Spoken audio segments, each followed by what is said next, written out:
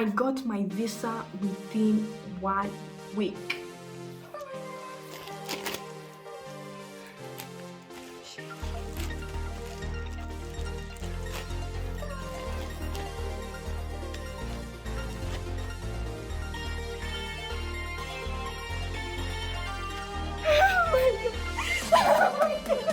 Hi fam, welcome back to my YouTube channel. If it's your first time here, hi, my name is Christine. Welcome to the fam. Click on that subscribe button to be part of this amazing family. In today's video, we are going to be talking about how to apply and get a Schengen visa and travel to the EU countries. So seriously speaking, I have not seen this video as much because when I was applying for this visa, guys, I was sweating, I was not sleeping, I was stressed out, I was doing research, and I could not find one video from a Kenyan talking about this. So here we are. I'm making this video, and I promised myself that I would make this video for anybody who wants this information in future, because it's not top secret information. It's really not.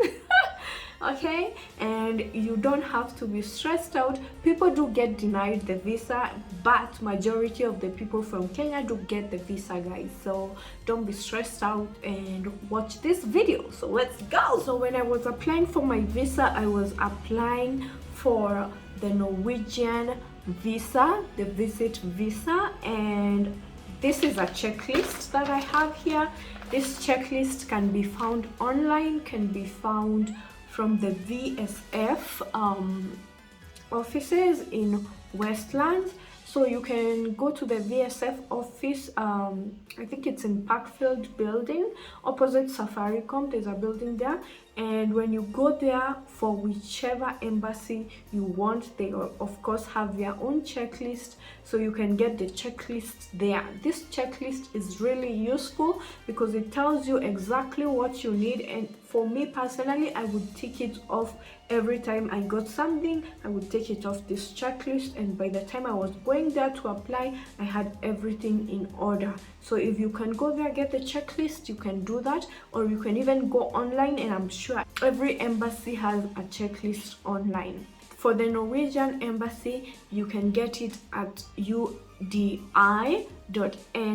I am going to put this link in my description. The first thing that you will need, without wasting time, it's an application form and a cover letter. So the application form, you fill it online on udi.no, and when you fill in the application form, of course you pay a fee. You pay 80 euros, and then you download it. Of course, after you've filled in, you've paid, they send it to you in your email, and then you can print it out. The second thing you need is a cover letter. This is the letter where you write, basically it's like introducing yourself. Okay, on the cover letter you introduce yourself, you say your name, your passport number, you say your reason why you want to travel to the Schengen countries, and you say what you do for work, and of course you have to mention that you will return back to your country once your visit is done. So the cover letter just has to be brief, guys. Don't go writing many things. Just make a brief cover letter. Mine was 2 paragraphs, so just make it very brief. Okay, and then the third thing you need is one passport size photo with a white background. I'm gonna show you guys mine. Make sure it has a white. This is mine, which I hope you can see it. I got mine taken in Parklands, but you can have yours taken anywhere as long as it has a white background, and make sure that the passport is not older than 6 months. So it has to be very recent. Mine, I took it on Saturday and I was going there on Wednesday, so make sure it's very recent. Then the fourth thing you need is a passport. Of course, your passport must be valid for at least 3 months after planned departure from the Schengen area, and has to have at least 2 unused pages. If you're a refugee, of course, you have to have the travel documents for refugees, and then you also have to have photocopy of your passport. The photocopy, of course, you get the personal page where you have all your details, and of course you also get photocopies of all the used pages that have stamps and visas. Another thing that you need is a confirmed round trip air ticket. This is called an itinerary, and with this one you don't book, you don't really pay for the trip. Okay, you don't pay for the flight. I'm going to insert a phone number in my description of the lady who did my itinerary. She charged me 2,000 shillings, but I'm sure you can do it yourself also as well in the airline websites. So basically it has to have your name, the dates, and the flight numbers, specifying the entry and exit from the Schengen area, and the ticket should be bought after the visa has been granted. So they really say that on here, so you can't really buy the ticket, but it's like you book the ticket kind of thing. And then the visa is of course given based on the date, so whichever date you're thinking about, make sure those are the same dates your flights are booked for, and all your information is reflecting those same dates. The next thing that you need to get a Schengen visa is a travel insurance. So with this travel insurance, of course, it depends with the number of days that you're going for. This makes sure that you're not a burden to the taxpayers of the country you're traveling to in case you fall sick. This travel insurance has to cover you. For me, I got APA insurance, and I think I paid around 9,000 if I'm not wrong. So I'm gonna put also a number that I also got from online, honestly. So I'm gonna put the number in the description as well of this lady. I think I got it from a lady called Michelle, and oh my god, she really saved me. So I'm gonna insert that same number on my description in case you want a travel insurance. She has many different options of travel insurances, and you can pick whichever you're comfortable with or whichever you can afford. The next thing, of course, they need to know is what you do, your occupation. And so if you're employed, they need, of course, the original letter of employment that states your position, the length of your service, your salary, and the duration you are approved by your employee to be absent from work. And then if you're self-employed, of course, they will need a signed letter on the company letterhead declaring that you are self-employed, describing your company or your business, and the company registration documents and your KRA PIN. If you're a student, they need the original signed letter from your college or university confirming attendance and the duration of your study and degree. And then finally, if you're unemployed, you have to write a note explaining what you do on a daily basis. If you're looking for work, if you're looking to go back to school and study, documents of how you provide for yourself. Okay? Then the next thing is the proof of sufficient funds.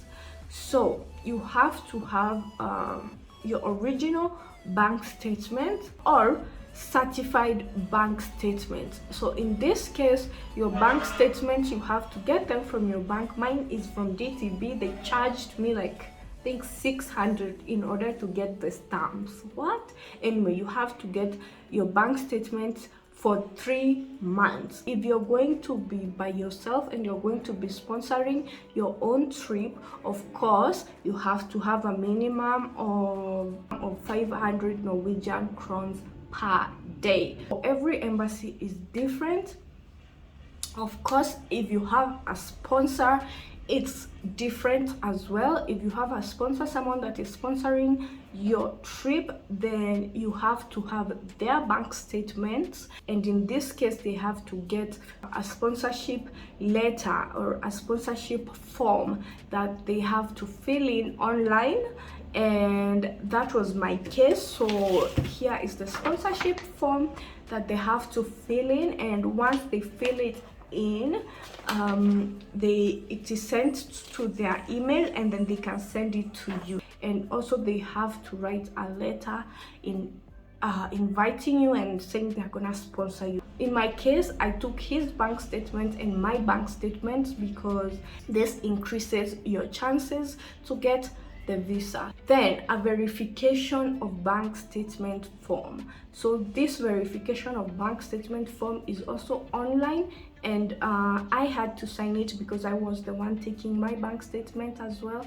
The invitation letter from the host person in Norway was stating the purpose of the trip, the accommodation, the financial responsibility. Actually, it says here for the applicant, if any, and it must be signed by the host.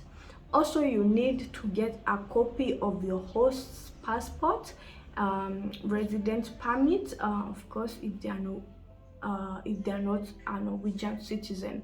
So I got his passport, and I also got his stamped pages because he was in Kenya.